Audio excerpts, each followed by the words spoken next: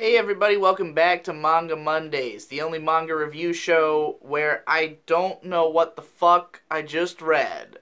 I just read this manga called Velveteen and Mandala by Jiro Matsumoto. It's a one-volume story.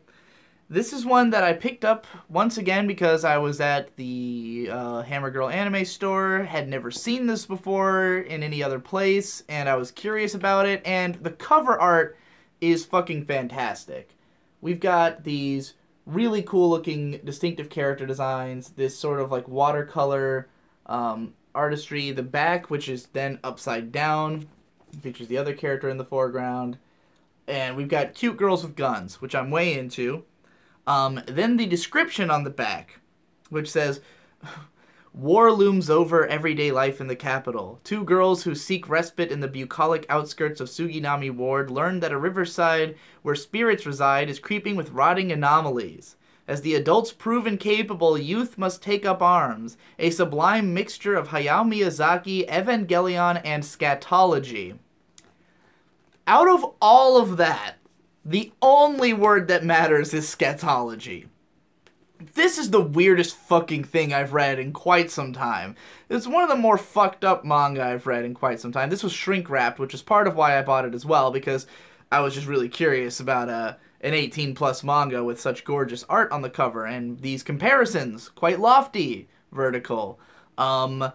It's nothing in any way like Hayao Miyazaki. But I understand why they'd put that on there, because for some reason in the dialogue, Hayao Miyazaki films are referenced constantly. And the similarity to Evangelion would at most be if you took that scene where Asuka has been mind raped and she's just sitting in a bathtub naked in like a blown out house, and you made a whole manga about that character, like that moment. That's this manga. So basically, the thing about this is it takes about half of this book to even really get a sense of like what's happening, because not only is the world that it takes place in really weird and confusing, but both of the characters are mentally insane, and so their perspective on what's happening is also totally fucking weird and broken. So for the first few chapters, it just feels like reading an acid trip. It just feels like dreams within dreams, and I've got no idea what's going on, but the artwork is fucking gorgeous. I mean, you've got such... Here's a badass image of this girl with the fucking gas mask on and the fucking town burning behind her. We've got shit like... there's tons of phenomenal artwork of these two girls out by the riverside.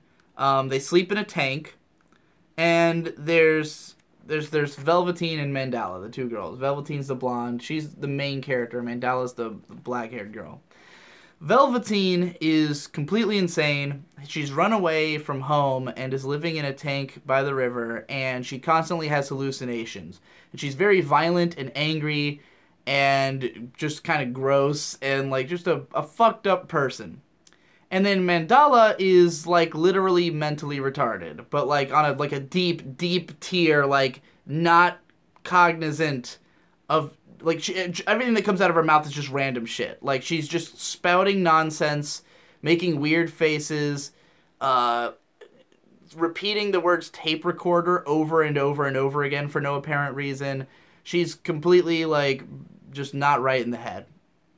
And as the book goes on, we kind of sort of get a sense of why, but not entirely for each of these characters. We're not really sure what's led them to this point.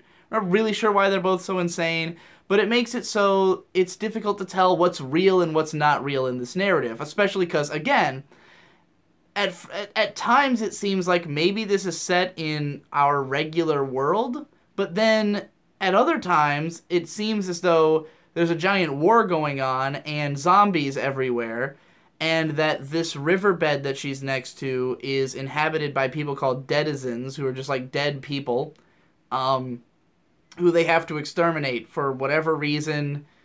I don't fucking know. I really don't know. Like, I can't parse what exactly is real and not real in this. And in the meantime, the events that are happening are just all weird, fucked up stuff. Like, these two girls just basically hang around the riverbed, and at first they're just kind of, like, shooting BB guns at each other and playing around, and they find a dead body. They light a bunch of shit on fire. There's like a guy who's like the leader of the riverbed, and he's just got like a shitty junky house. He never wears pants. You see his dick and balls. There's plenty of nudity in this. Plenty of nudity and extreme violence. That guy, and he's always all the characters are always making reference to Ghibli movies for no apparent reason. They're just like quoting Ghibli movies or saying the names of Ghibli characters, particularly Miyazaki films. They just reference Miyazaki films out of nowhere all the time for no reason. Also, the Mandala just keeps screaming Gundam at times. She'll just scream Gundam for no reason, or Ideon. There's just lots of random references to like anime and shit. And even to films. There's one part where Mandala, it shows like the backstory of these two characters, how they met.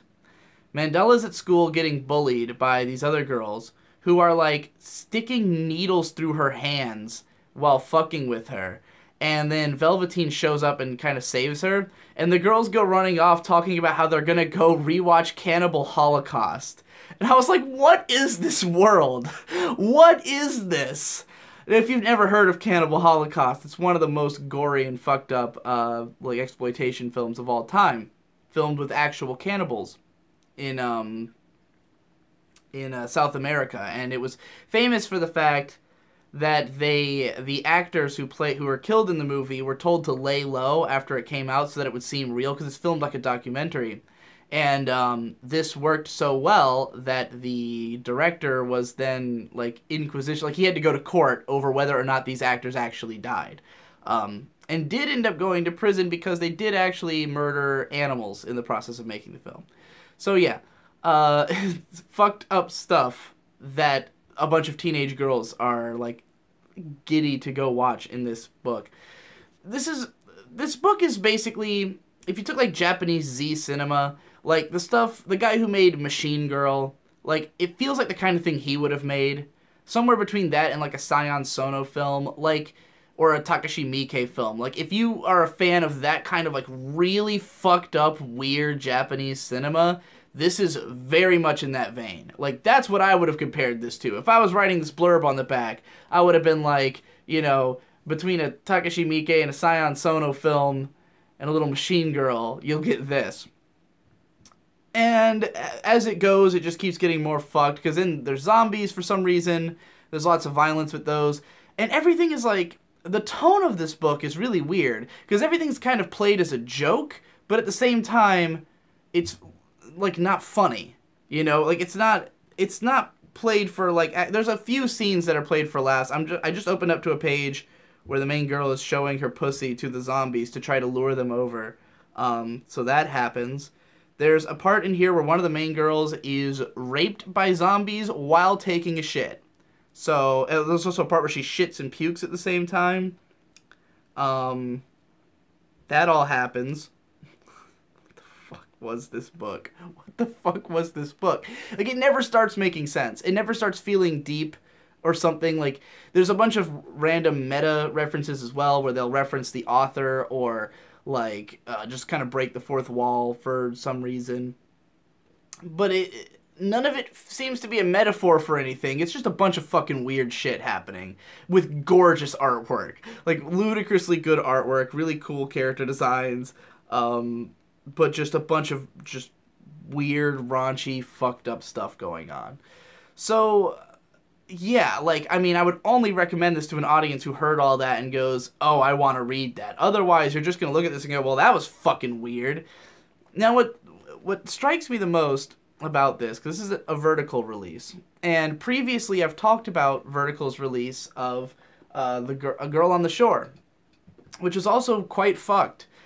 But A Girl on the Shore, I was talking about how with that manga, I felt like the reason it was able to get published here and was because of the pretension that they released it with, where it's a book about sex, and there's tons and tons of sex between underage characters in that book, like graphic sex scenes in that book.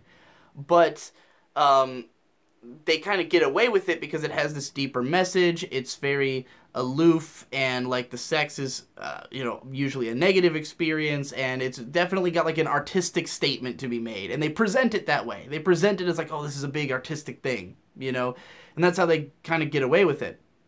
With this one, I feel like they kind of did that, but it's not actually that this time.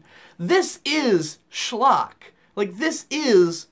There's nothing to this more than scatological insanity. This is just about two insane girls, like, fighting zombies on the riverbed, getting raped and shitting themselves for, like, comedy, or just... I don't know what I'd call it. It definitely isn't, like, dark. It doesn't feel... Like, even though the stuff happening is really fucked up, and, like, there's just lines where they just say fucked up shit for no reason. Like, all of it's just done with kind of a wink and a nod, I guess. Like, it's just for fucked up people. It's just if you want to read something fucked up, which I know a lot of people who do. I know people who love that kind of cinema. This is that. If you like that shit, you're gonna like this. But to present it as a sublime mixture of Hayao Miyazaki, Evangelion, and scatology is just totally disingenuous to me. Nothing about this is like Hayao Miyazaki. They just reference his movies a whole lot, and the artwork's kind of pretty. I wouldn't be surprised if Miyazaki was like an artistic influence on Jiro Matsumoto, because he draws very lush backgrounds, but his stuff's also very like sketchy and unkempt. It's not nearly as clean as Miyazaki's work. Evangelion, I don't know, it's psychological, so I guess it's an Evangelion thing. Like, this felt more to me like reading Tokyo Akazukin, like, this was fucked. This was fucked up. It was just fucked up, and that's all there is to it. So, when I look at something like this, what I'm wondering is, like, why does this get to be on a normal store shelf, and, like, Metamorphosis doesn't? Like, this is also an incredibly fucked up porn story. I haven't actually read this yet, but someone from Faku gave it to me for free at Anime Expo. And I've been told about it, where it's just like a really, like, raunchy, fucked up story about a girl, like, getting raped by a bunch of dudes and ending up in the gutter, like, dead, or something like that. And, like, I feel like this is tonally similar. Like, the appeal of it is very similar. This is basically violent pornography. There's no deeper message here. There's no, like, thing to be gained. So I'm just wondering, and I'm not saying I have a problem with this being sold in stores. I'm just saying, why isn't that also? Like, if we can have just insane, violent, pornographic nonsense on store shelves, why does putting more focus on the sex suddenly it just, like, crosses a line somewhere? Oh, we can't sell that at a fucking regular store, because now there's tits on more than half the pages. Like, I mean, there's quite a bit of nudity in this, and there's not that much sex. There's maybe like 5 panels worth of like sexual stuff happening, but like, what's the difference in intention here? I don't understand. But Vertical somehow keeps getting away with it, and I mean, I guess I applaud them. I guess I applaud them for getting some fucking shit like this published, because I don't know who the hell else could have done that or would have wanted to. Just keep packaging your shit in like a really pristine looking book, market it for adults, tell us it's a sublime mixture of Miyazaki, Evangelion, and scatology. Maybe they're hoping to trick people into thinking this is really deep or something, but like, I don't know, man. I don't get that sense. I get the sense this was made to be a fucking thrill ride. Not really my thing. I mostly read all the way through it because I love the art. I really thought the character designs were nice, but I'm not so much into like shock cinema. I've seen a lot of it, but I'm not a big fan. So if you are, check it out, and I'll see you next week.